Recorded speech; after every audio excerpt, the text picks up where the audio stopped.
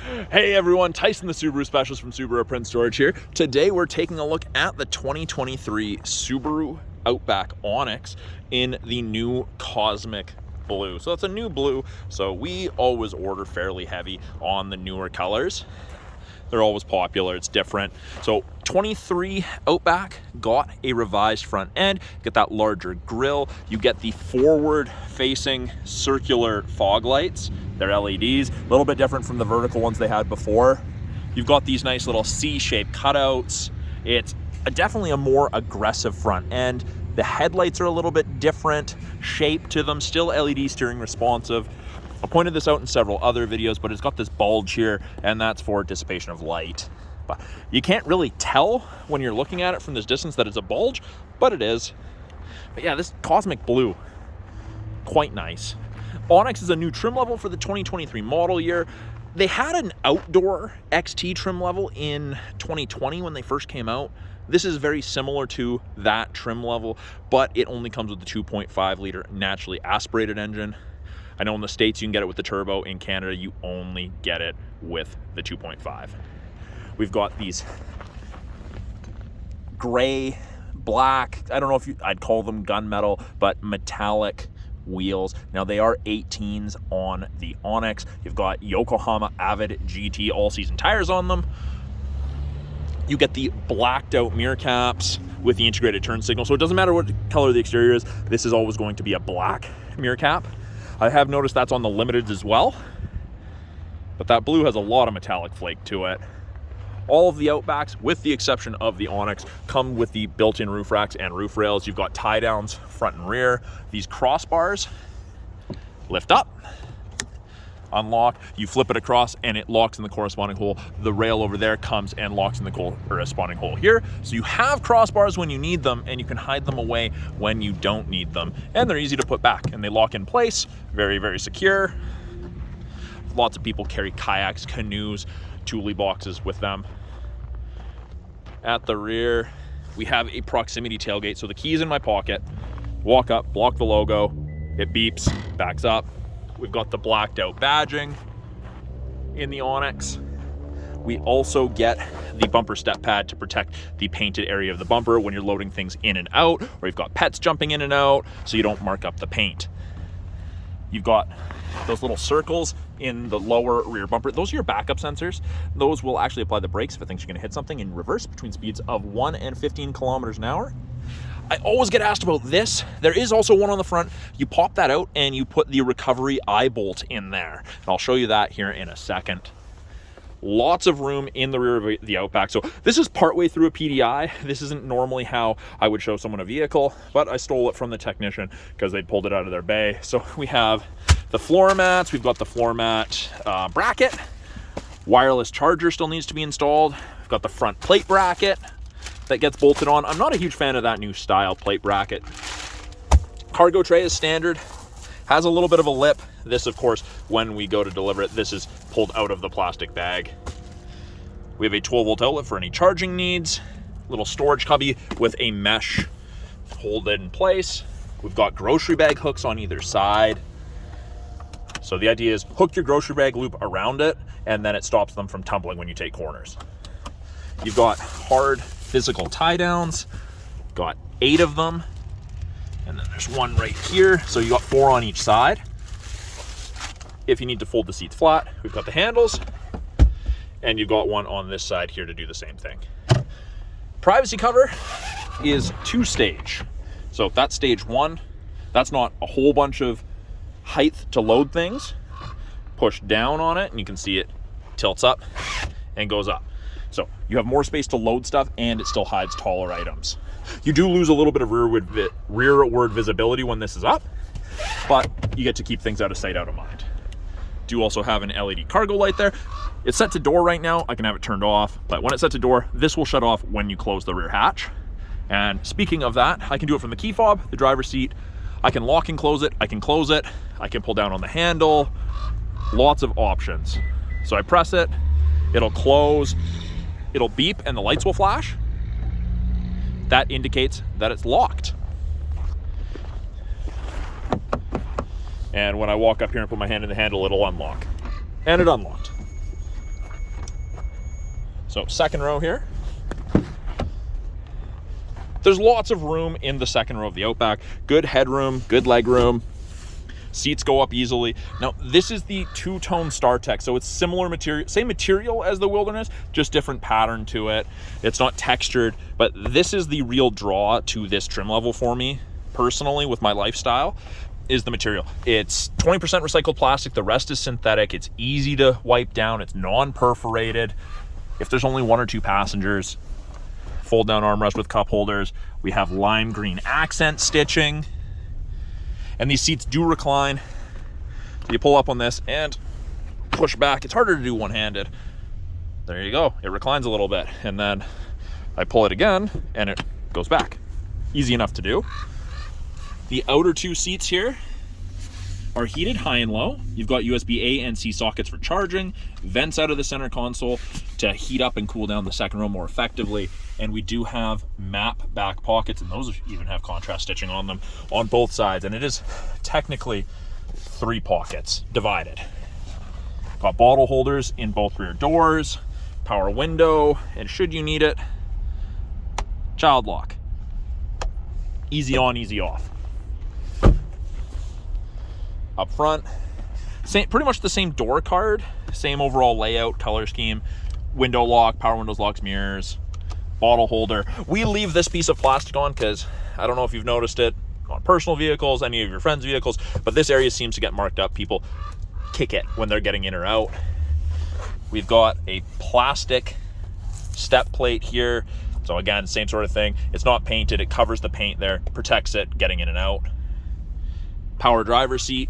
These seats have some nice bolstering to them. It's not super aggressive, but it's enough to hold you in comfortably. And it's that same StarTech material up front. Headrests are tiltable. You can adjust it to your comfort level. The closer the headrest is to the back of your head, the less likely you are to experience whiplash in the event of a collision, but you also have to be comfortable while you're driving. Down here by the driver's left knee, we've got the ability to open the rear hatch. We can control the brightness of the gauges, and we can turn off the proximity tailgate if you don't like it. If you're loading something on the roof of the Outback and it keeps opening because you have your key on you can deactivate that. You get the pedals with the stainless steel covers. So these have the blue plastic on them. So rubber grippies with the aluminum. I know that the Wilderness models used to come with that. They don't anymore. So that's something that you get in the Onyx. Right here, fuse box, knee airbag for the driver. So that is something that lots of vehicles are adding because that was an area of concern with accidents, is drivers having and passengers having their knees messed up. If you need to adjust your steering wheel, right here. And the steering wheel, when I pull down on that, tilt and telescopic. You can adjust it depending how you like to sit and drive. Now there is some sun glare here, so I'm actually going to pause the video and move the car. And we're back. So steering wheel is a little bit different for 2023. Heated wheel, and it is the whole wheel is heated. There's a little dead spot right here, but the whole wheel is heated. It gets nice and warm. That's great up here when it's colder out. Left-hand side is the biggest change to the steering wheel. They've changed the volume from being a toggle to being a left and right. And I don't know if you can hear it. There's some nice tactile clicky feedback. I quite like that. I preferred it on this toggle, but this toggle now changes this small center display, gives you a bunch of information depending what you need or want. I preferred that. We've got the little I button. The I button is, it will give you information. Like if your seatbelt's not done up and there's a little red warning light, it'll tell you what it is. I have done a video of that earlier this month, so you might want to check that out if you're looking for clarification. We can switch from AM to FM to satellite to Bluetooth. Right hand side here we have our adaptive cruise and our lane centering. Both of those display up top here, and both of them use these 2 black boxes. So those are your color stereo eyesight cameras, Subaru's eyesight system. That does all of your driving assist, automatic emergency braking, all of that safety tech. And speaking of that, we have blind spot detection in our side mirrors. So there's a little black screen on the side of the mirror, and it illuminates like so when someone's in your blind spot on the corresponding side. It doesn't get rid of shoulder checking, doesn't eliminate your need to shoulder check, but it is a nice aid. Now we do also have paddles, downshift and upshift on the steering wheel if you want to manually select your own gears. Headlights are on the turn signal stalk and they default to auto, so you can't accidentally be driving around with your headlights off. Fog lights with a switch right there. To the right, we have our infotainment, 11.6-inch touchscreen. They've broken it into 3 portions. Start at the top here. So we've got what we're listening to. We've got widgets, water temp, oil temp, average speed. You can change those widgets around if you prefer different ones. We've got weather. That's part of the satellite radio trial you get with most new Subarus. And then we have access to X mode. So this Onyx and the Wilderness are the only 2 vehicles in the Outback lineup that get dual function X mode, so snow and dirt and deep snow and mud. So it's like 4x4 low that you'd find in a pickup. Not quite as aggressively geared, but it works really well. Takes a very capable vehicle and makes it more capable. The main portion of the screen, you've got your tiles, got 2 screens. You can add other shortcuts. You've got access to wireless Android Auto, wireless CarPlay. You've got access to the My Subaru app. Won't have access to it right now because the vehicle's not registered as sold. Access to media. Put it in reverse and the backup camera pops up. Rear assist braking's on. That's the braking that automatically applies if it thinks you're going to hit something. Parking sensors are active. You can just see the top there. As I turn the wheel, those orange lines move, show you where you're going to end up. And you can clean the backup camera from inside the vehicle, which I know doesn't seem like a big deal, but it is a great feature. Appreciate it living up here in the north where it gets all snowy and gross all the time. Down here, the bottom portion, we can deactivate the start stop if you want. Got access to the heated seats on the front of the screen. This is a huge change, the climate control portion. I love it. It's a big advantage over the previous gen.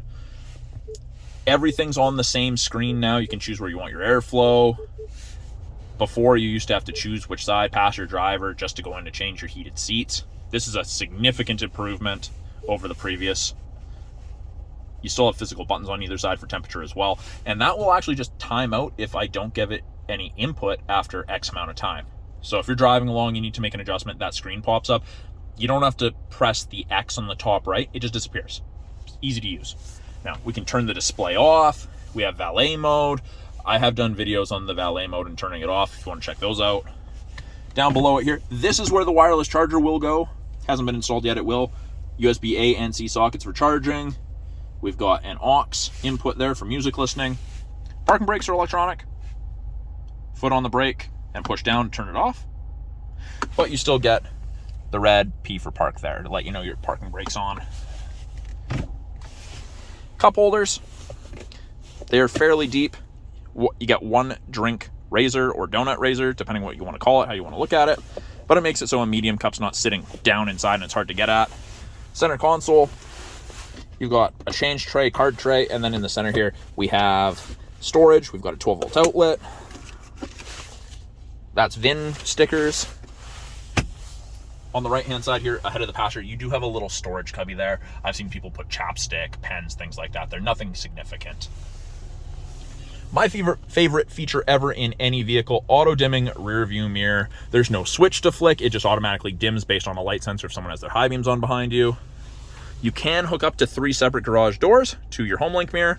You don't have to carry a bulky opener with you. It's great. Built-in compass. Up top here, got sunglass storage. Got the SOS and roadside assistance buttons. That's part of the 3-year trial to the connected services you get with most new Subarus. You'll have a little green light when it's active. It'll be active when the vehicle is registered to you as a new owner.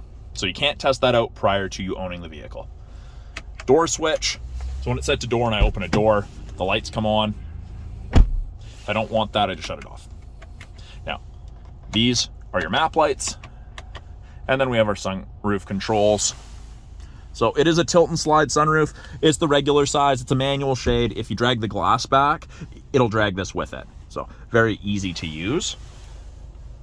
Something I just noticed, I just popped the hood with the vehicle running. It actually tells me the hood's popped. I haven't recognized, and it tells me my driver door's open. Now it's closed, but it does tell me that the hood's popped, and that's not something that I realized that it did. And I was gonna give you guys a quick look under the hood of this at the 2.5 liter. So it's 182 horsepower. It's not crazy horsepower, but it's more than enough for a vehicle of this size. Very quiet. It looks like every other 2.5 liter engine bay in the Subaru lineup. Pretty much everything that the average consumer is going to touch is in yellow. Brake fluid, washer fluid, oil, coolant, dipstick, oil filters up top, which I know a lot of technicians like. You can actually see the serpentine belt, easy access to that if someone ever needs to change it. Air filter, and it is kind of a ram air intake. It takes air in through the grill directly into the airbox, so not quite a direct ram air, but it is very, very good. But yeah, a standard 2.5 liter. And then to close it, I always drop it from about 8 inches. I don't like to put it down and push on it myself. But that is a quick look at the 2023 Subaru Outback Onyx. If you guys have any questions about this vehicle, any of the vehicles in our lineup, any of the tech, or you want to see something in a future video, please put it in the comments below. I'm always looking for new stuff to make for you guys, answer questions. If I don't have the answer to a question, I'm going to find it out, and I like learning. So thanks for watching. We'll talk to you guys soon.